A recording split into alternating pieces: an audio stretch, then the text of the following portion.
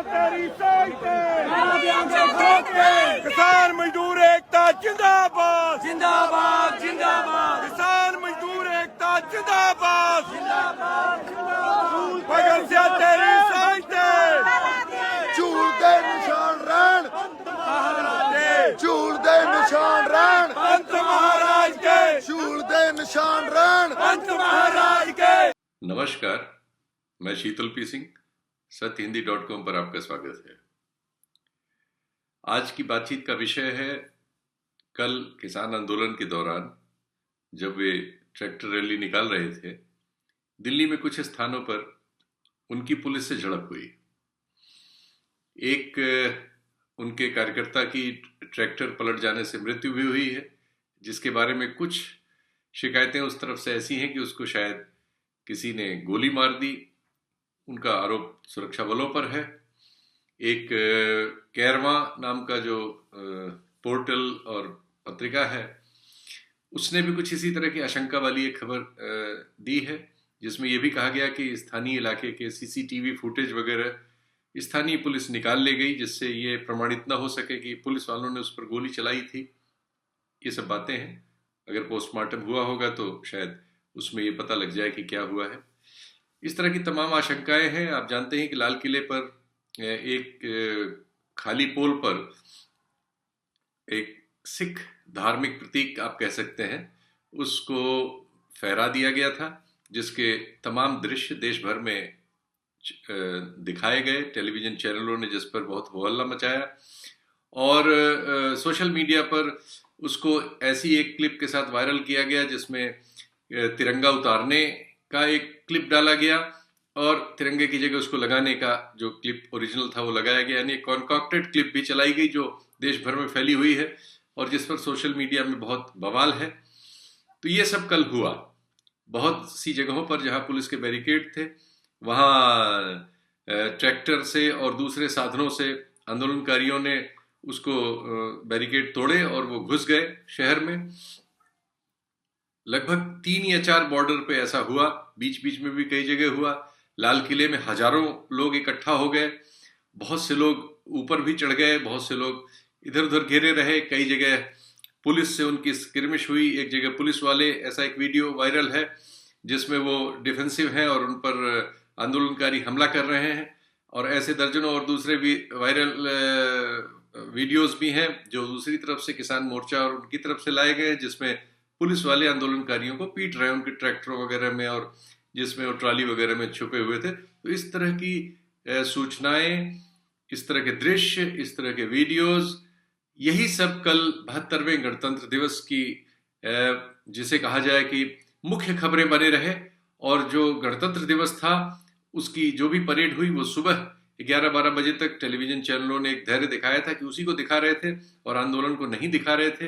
आंदोलन को नीचे टिकर पे दिखा रहे थे। तो उस समय तक तो उसकी कवरेज हुई, लेकिन उसके बाद सारी कवरेज मीडिया की, चाहे वो आलोचनात्मक रही हो या किसी और तरह से, लेकिन वो कवरेज सब की सब किसान आंदोलन और उससे जुड़ी हिंसा पर ही रही। उसका असर रात में सोशल मीडिया पर भी सारी दुनिया में रहा। सुबह भी उस पर खबरें हैं। किसान आंदोलन चलाने वाले भी बैकफुट में हैं, चूंकि इतनी ज्यादा आलोचना हुई है, इतने बड़े लेवल पे हुई है, और सरकार चुप है। जैसा कि सरकार का औसतन आता है, उसकी ओर से अफसरों ने, पुलिस अफसरों वगैरह के बयान आए हैं। हमारे गृह मंत्री का कोई बयान नहीं आया था जो उम्मीद की जाती थी। कल एक टेलीविजन चैनल में मुझे भी बुलाया गया था बातचीत के लिए, तो वहां जो पैनल था उसमें संवेदी राय हुई थी कि ऐसे समय पर गृह मंत्री को सामने आके लोगों को ढाढ़स बनाना चाहिए कि कानून व्यवस्था की जो स्थिति है उनके कंट्रोल में है और जो भी हुआ है वो उस पर नियंत्रण पा लेंगे। लेकिन ऐसा कुछ हुआ नहीं कल। तो खैर ये सब कल का रहा। लेकिन अब इस सब के पीछे एक और कहानी निकल के आ रही है कि शायद ये सब जो कुछ हुआ ये एक तरह से इसको किसी ने प्रायोजित किया। और ये आरोप ऐसे हैं कि जैसे सत्तारूढ़ प्रतिष्ठान में से जो हमारे यहाँ खुफिया वगैरह एजेंसीज होती हैं, उनकी ओर से कुछ ऐसा प्लान हुआ। क्योंकि एक व्यक्ति का नाम दीप संधू नाम के आदमी का आ रहा है, जिसके बहुत सारे चित्र हैं जो प्रधानमंत्री के भी साथ है, गृह मंत्री के भी साथ हैं। एक भारतीय जनता पार्टी के उम्मीदवार के वो चुनाव संचालक रहे हैं लोकसभा में, सनी देओल जो धर्मेंद्र के लड़के हैं उनका। और ऐसी बहुत सारी चीजें हैं। उन्होंने खुद भी वीडियो डाल के इसका श्रेय भी लिया है। तो ऐसा लगता है कि उनकी राजनीतिक और दूसरी महत्वाकांक्षाएं तो हैं ही हैं। तो ये सारी चीजों पर हम आपसे अभी बातचीत करते हैं।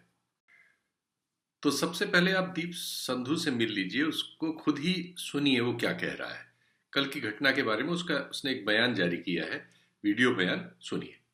जो हमारे किसान जथेबंदियां या हमारे लोग हैं, उन्होंने चारों तरफ से वो बॉर्डर, एक ऑब्स्टैकल जो वहाँ बैरिकेड की हुई थी, बैरिकेडिंग, उसको तोड़ के आगे बढ़े, उसको तोड़कर आगे बढ़े और वो सब जैसे हम सब रेड फोर्ट की, लाल किले की तरफ चले गए। जब रेड फोर्ट की तरफ गए तो एक सिंबॉलिकली अपना रोष, अपना प्रोटेस्ट, अपना विरोध दर्ज करवाने के लिए जो नए कृषि कानून बने हैं उसको दर्ज करवाने के लिए हमने वहाँ निशान साहब भी लगाया, हमने किसान झंडा भी हमारा लगाया, किसान मजदूर एकता का नारा भी बुलंद किया। इसलिए किया और पीछे उसके तिरंगा लगा हुआ है। जिस पोस्ट पे हमने झंडे लगाए उस पोस्ट के ऊपर कोई झंडा नहीं था। और ये झंडा हमारी इस देश की डाइवर्सिटी, जो हमारी डाइवर्सिटी है उसकी पहचान है। देखिए, आप डाइवर्सिटी को इस तरह मत देखिए, be unity in diversity. Diversity का एक्चुअल मीनिंग जो यूनिटी इन डाइवर्सिटी, या हमारे गुरु साहबान या श्री गुरु ग्रंथ साहब से हमने सीखा है, different but equal. Different but equal जो डाइवर्सिटी है उसको समझने की कोशिश कीजिए। इस देश की एकता और अखंडता के ऊपर किसी ने सवाल नहीं उठाए हैं, किसी ने वहां से फिरकू और भड़काने वाली बातें नहीं की हैं। लाखों लोगों ने, इतनी बड़ी मोबिलाइजेशन हुई, लाखों लोग इस बहाव में बहे।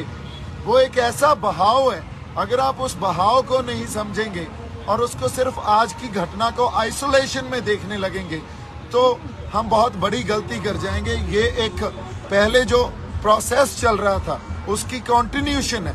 इतने समय से हमें 6-6, 7-7 महीने हो गए ये प्रोटेस्ट करते हुए। उस प्रोटेस्ट में 6-7 महीनों की कंटिन्यूशन है जो ये चल रहा है, जो आज हुआ। इसको आइसोलेशन में मत देखिए।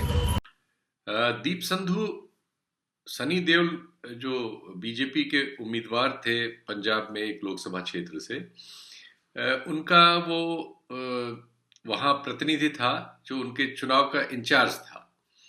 इसके बाद सनी देओल के साथ ही वो प्रधानमंत्री से मुलाकात का उसका चित्र है, वो गृह मंत्री से भी मिला है, वो भी चित्र है। यानी महत्वाकांक्षी किस्म का युवा है ऐसा नजर आता है। और वो तमाम इस तरह की एक्टिविटी के उसके चित्र हैं। धर्मेंद्र के साथ है, हेमा मालिनी धर्मेंद्र के साथ उसके चित्र हैं। तो सनी देओल, ये दीप संधू जैसे युवा पंजाब में 1984 के बाद जो इस देश में हुआ, 1984 में जो हुआ, 1984 से पहले जो हुआ और उसके बाद जो कुछ हुआ, ये उसकी प्रतिक्रिया में उपजे हुए दिमाग है जिनका बैकग्राउंड हमें नहीं पता है कि उसमें अपराध कोई शामिल है, किसी एजेंसी के लिए वो काम कर रहे हैं या कोई और बात है। लेकिन जो वो प्रतिनिधित्व करते हुए दिखना चाहते, जो उसके बयान में है और जो वहाँ है जिसको हमारे लोकतंत्र ने एड्रेस नहीं किया है, वो उसकी उपज है। वो क्या है कि किसी भी परिवार में भी जो मुखिया होता है, जो बड़ा होता है, उसकी जिम्मेदारी होती है कि वो अपने से कमजोर या छोटों का ख्याल रखता है, उनकी जरूरतों का ख्याल रखता है, उनकी तकलीफों का ख्याल रखता है, उनके सुख दुख में उनके साथ होता है, उन्हें अपने साथ संजो के रखता है। यदि वो ऐसा नहीं करता तो परिवार टूट जाता है। हमारे यहाँ भी यही हो रहा है। जो बहुमत समाज है, बहुसंख्यक समाज है, वो ऐसे ट्वीट करता है जैसे ये मिस्टर अग्निहोत्री हैं, ये क्या नासमझ आदमी है। 80% आबादी का प्रतिनिधित्व करते हुए ये ट्वीट इन्होंने कल किया है, जरा आप देखिए। तो हमारे देश में जो एक नई धारा इधर पिछले कुछ वर्षों में शुरू हो गई है, वो ये समझ नहीं पा रहे हैं कि वो देश का कितना नुकसान कर रहे हैं। वो इस घमंड में है कि उनकी संख्या ज्यादा है, कि उनके लोग कोर्ट्स में बैठे हुए हैं, कि सरकारों में उनका प्रतिनिधित्व है, कि प्रधानमंत्री उनका है, कि गृह मंत्री उनका है, वो संख्या बल पर हर बात को अपने से कमजोर से जबरन मनवाने के विचार के हामी लोग हैं। और वो हमेशा 24 घंटे उन लोगों में कमजोरियां और गलतियां ढूंढते रहते हैं जिनकी संख्या कम है। उनको तमाम तरह से दोषी ठहराने का, यानी अपने देश में ही अपने ही लोगों से एक युद्ध छिड़ा हुआ है और उसकी प्रतिक्रिया हो रही है। उसके स्वर हमें सुनाई दे रहे हैं। इस बार खड़ज स्वर सामने आ गया तो हम हिल गए हैं, क्योंकि वो लाल किले तक पहुंच गया। लाल किले तक पहुंचना, लाल किले के आगे अपना झंडा लगाना, ये कोई अनूठी बात नहीं है। इस झंडे को देखिए जरा। किसान मजदूर एकता जिंदाबाद जिंदाबाद। मोदी सरकार हाय हाय मोदी सरकार हाय हाय भगत सिंह तेरी सोच ते भगत सिंह तेरी सोच ते किसान मजदूर एकता जिंदाबाद जिंदाबाद जिंदाबाद किसान मजदूर एकता जिंदाबाद तो हमारी जो इस समय समस्या और समझ होनी चाहिए वो कुछ इस तरह की होनी चाहिए जैसे इन लोगों की थी जिनको कल खबर में स्थान नहीं दिया गया। जब दीप संधू और इसकी तरह के युवा ये सब कर रहे थे तो जो वहां जो जिम्मेदार लोग थे वो क्या कर रहे थे? ऐसा नहीं था कि वो इनको भड़का रहे थे या वो ये चाह रहे थे, वो इनको रोक रहे थे, इनके खिलाफ इनको गलत समझ रहे थे, इनको वो शक कर रहे थे कि इनको ये सरकार के भेजे एजेंट हो सकते हैं या किसी और काम की वजह से इस आंदोलन का नुकसान कर रहे हैं। देखिए वो लोग क्या कर रहे थे जो कल खबरों में स्थान न पा सके, लेकिन जिनका स्थान खबरों में कल होना चाहिए था। लेकिन हमारी कमजोरी यह है कि हमारा जो बहुसंख्यक समाज बन गया है इस समय का, वो इन अच्छी बातों की जगह नकारात्मक बातों पर सामने वाले को दोषी ठहराने के काम में ज्यादा लगा रहता है। देखिए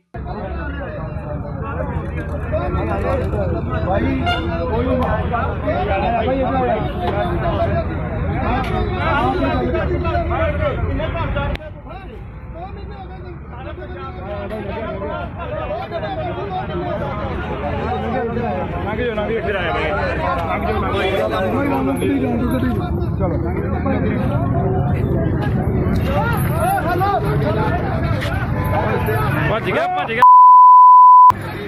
बड़ा पैर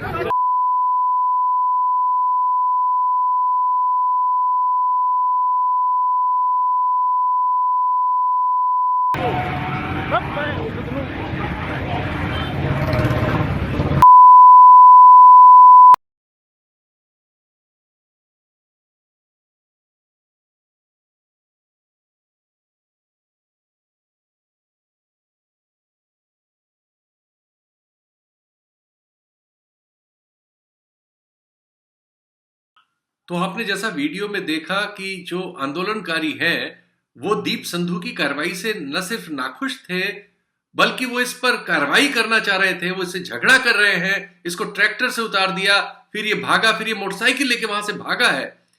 तो इस तरह के एलिमेंट्स कई बार षड्यंत्र के तौर पर भी इस तरह के आंदोलनों में परोसे जाते हैं। और इस षड्यंत्र से किसका भला होने वाला है? अगर ये आंदोलन डिस्क्रेडिट होता है तो ये किसानों का भला तो नहीं करने जा रहा है, ये तो सरकार का भला जरूर कर सकता है। तो एक तरफ से हम पाते हैं कि कुछ ऐसी चीजें की गई हुई या उनको उकसा के उस स्तर पर पहुंचाया गया कि वो ऐसे हो या कुछ और तरह से भी हो जिससे इस आंदोलन को डिस्क्रेडिट कर दिया जाए। कल की खबर सिर्फ ये नहीं थी कि लाल किले पर कोई झंडा लेके पहुंच गया था। ये लाल किले पे कुछ हजार लोग इकट्ठा हो गए कि पुलिस से उन्होंने कई जगह मुठभेड़ कर ली। खबरें इसके अलावा थी जो दर्ज नहीं हुई। खबर ये थी कि लाखों लाख किसान अपने पैसे से तेल भरा के, अपना खर्च करके, अपना संघर्ष करके अपने गांवों से निकल के दिल्ली अपनी बात सुनाने आए थे। खबर ये थी। इतने सारे रोकथाम के बावजूद उत्तर प्रदेश में आपको मालूम है कि उत्तर प्रदेश की सरकार ने उन ट्रैक्टरों में डीजल देने से मना कर दिया था। सारे किसान नेताओं को नोटिस दे रखा था, तमाम ग्राम प्रधानों वगैरह को नोटिस दे रखा था, जगह जगह पुलिस लगा रखी थी, बहुत तरह की रोक कर रखी थी। इसके बावजूद हजारों किसान उत्तर प्रदेश से भी पहुंच गए। हम इसको दर्ज क्यों नहीं करते? इस दुख को दर्द क्यों नहीं करना चाहते कि ऐसी क्या वजह है कि हमारा राष्ट्र राज्य जो है किसानों की समस्याओं को, भले ही वो एक भौगोलिक क्षेत्र विशेष में सीमित हो जैसा सरकार कहना चाह रही है, हालांकि ये सच नहीं है। कल ही बेंगलुरु में, मुंबई में, तमिलनाडु में, केरल में, बंगाल में और मध्य प्रदेश में और देश के तमाम जगहों पर उतरे बड़े तो नहीं लेकिन बहुत बड़े बड़े और बहुत तरह के प्रदर्शन हुए किसानों के। ये सब रिपोर्ट न हो सका। हम अनफॉर्चुनेटली एक ऐसे तिलिस्म में फंस गए हैं जिसमें प्रचार ने, और अगर प्रचार किसी के द्वारा संगठित तौर पर प्रायोजित हो, उसने हर चीज की जगह ले ली है। जाहिर है कि इसमें सरकार का कोई मुकाबला नहीं कर सकता, और अगर वो सरकार इस तरह की हो जैसी आज है, जिसने प्रचार के पूरे तंत्र पर कब्जा कर लिया है, तो नतीजा यह होता है कि लोगों के दुख दर्द हमारे लिए प्रहसन और आलोचना की चीज बन गए हैं। हम उसमें कमी निकालने लगे हैं। हम ड्राइंग रूम में टीवी पे एक क्लिप देख के अपनी धारणा बनाते हैं, और क्लिप देने वाला, क्लिप दिखाने वाला, उस क्लिप को छांटने वाले की मंशा क्या है हम नहीं जानते, हम यह जानना ही नहीं चाहते। ये जो हो रहा है ये इस समाज को तहस नहस कर देगा। आप इससे ज्यादा विद्रूप के लिए चीजों को न्योता दे रहे हैं। आप इन अपने सुरक्षित घरों में सुरक्षित नहीं रह पाएंगे अगर समाज में कोलाहल होगा। समाज में कोलाहल हो रहा है। कल का सबक ये था, कल का सबक और कुछ नहीं था जो हम देने और लेने की कोशिश कर रहे हैं। कल का सबक ये था कि समाज में बेचैनी है, समाज में बहुत तरह की तकलीफें हैं, बहुत ज्यादा अन्याय है जिसको सहने से लोग मना कर रहे हैं, और मना करने की आवाज कई बार ऐसी होगी जो हम पसंद नहीं करते होंगे। तो ये एक सबक है। दीप संधू एक मॉडल है, उसमें से एक कह सकते हैं कि बीच में से एक तिनका जो रास्ते से भटकाना चाहता है, लेकिन दीप संधू खबर नहीं है। खबर वो लाखों किसान हैं जो अपने काम काज छोड़ के आपको अपनी तकलीफ बताने दिल्ली कल 72वें गणतंत्र दिवस पर आए थे। इतना ही, फिर हाजिर होऊंगा। नमस्कार। सत्य हिंदी का ऐप डाउनलोड करें गूगल प्ले स्टोर पर।